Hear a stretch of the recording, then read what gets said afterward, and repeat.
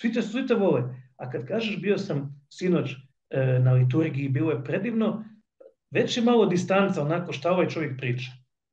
U takvom svijetu živi. Htio sam te nešto pitati sad, kad baš smo o ovome počeli.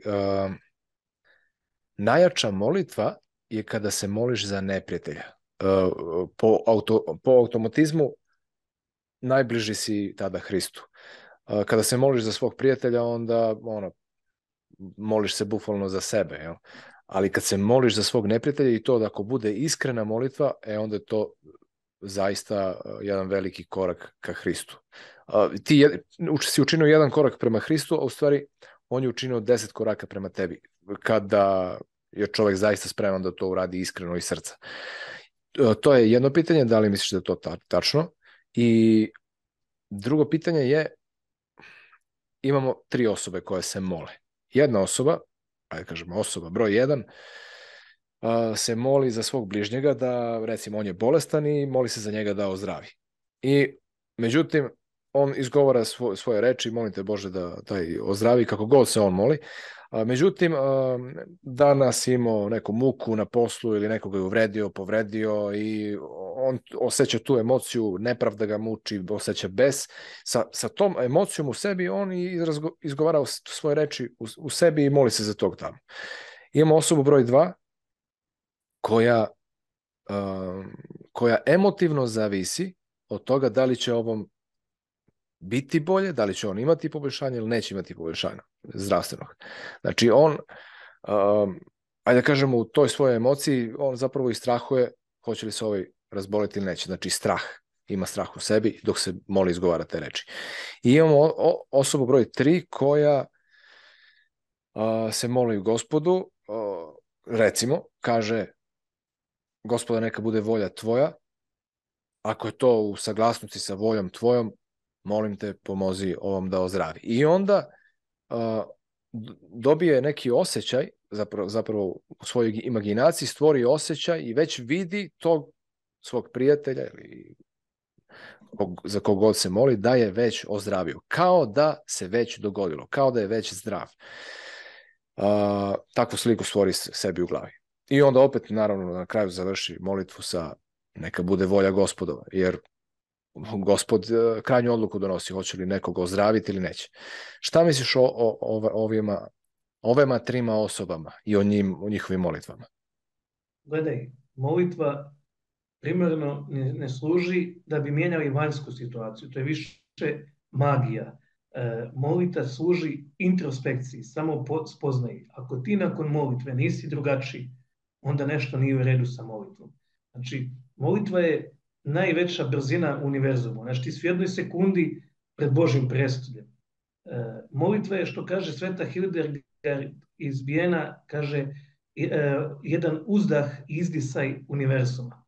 Znači, to nije čarobni štapić da ti tražiš od Boga i da Bog ispunjava tvoje želje. Znači, u molitvi ti malo se, prvo se u stvari usmjeriš prema sebi, čistiš svoj trudiš se da budeš empatičniji, preispituješ sebe. Ne mora molitva biti samo nekakva pogodba. Ajde, molim te Bože, daj da ovo prođe, ovo. Ja znam čovjeka koji moli Boga da dobije na lotu. Ozbiljno. Znači, to su i on, pa zašto, ja sam dobar čovjek, ja bi većinu tog novca dao humanitarno i tako. Međutim, Isus kaže, Bog zna i prije nego što vi zatražite šta vama treba. Tako da molitva je tu radi nas. Znači, šta će Bogu molitva? A kad Bog može pročitati svaku našu misao. Međutim, imaš sad razne vrste. Ti kad imaš stariji čovjek pa nabraja, pa moli, ima i to svoj smisao kad baka ode u crkvu. Međutim, molitva kao takva nema toliko veze sa sigurnošću, rješenjem materijalne situacije, ozdravljenjem i tako dalje, nego prije svega sa samospoznajom. Jer ja često kad molim, meni dolaze misli gdje ja vidim gdje je grešan, što svjesno nisam vidio. Znači, meni točno kao da mi Božji duh me osvjedoči i sad ja sam recimo nepravedan prema nekom čovjeku i ja molim, uopće to nisam molio.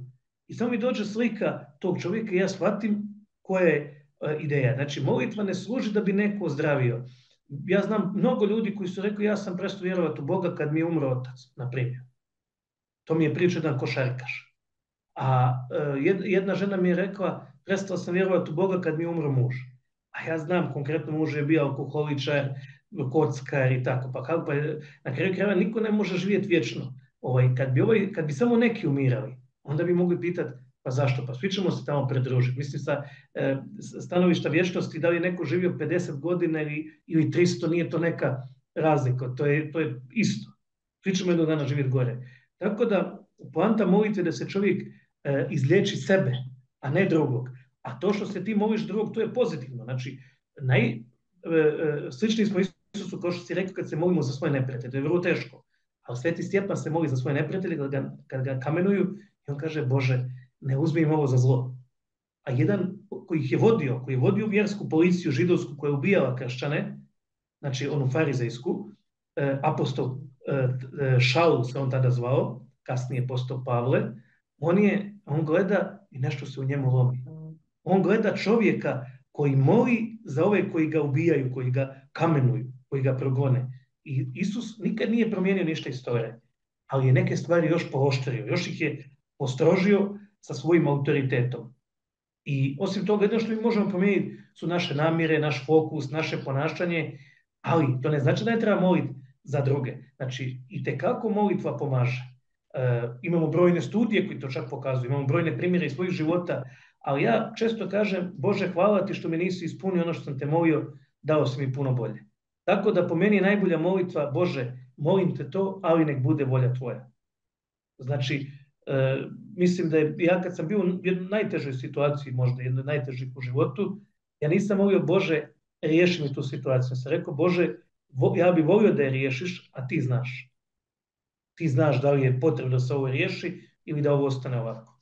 Tako da, evo, mislim, to je, mogli bi o molitvi pričati jako puno, ali mislim da je ovo suština toga, da molitva prije svega služi da bi mi ozdravili, a ne naši prijatelji, naši, ne znam. A u svakom slučaju treba moliti i za majku koja je bolesna, i za prijatelja. Ja sam molio recimo za Bernarda Ljubasa i volio bi da sve bude u redu s njegovom operacijom, ali primarno znači moram ja ozdraviti. Isus kaže, nemoj nikog žaliti. Isus kaže, šta žali? Pa žali sebe, ti si jadan. Znači, kako ti misliš ti bolji od nekog drugog? Da je njemu teže nego ti, pa ti to ne znaš.